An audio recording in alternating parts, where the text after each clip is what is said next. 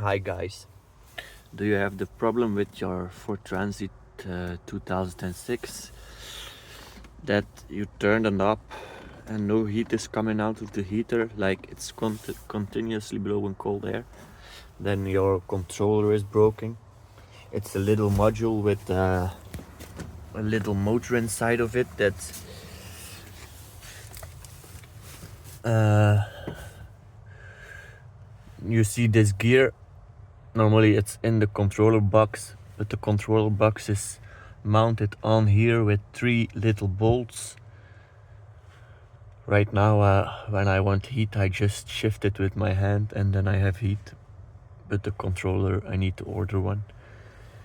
I will put the part into the description, but yeah, 3 little bolts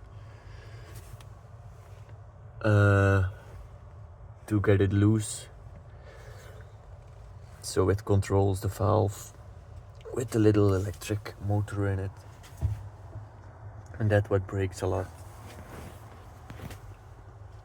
So I hope I will put the part number in the description. I hope this is helpful for you guys. See you later.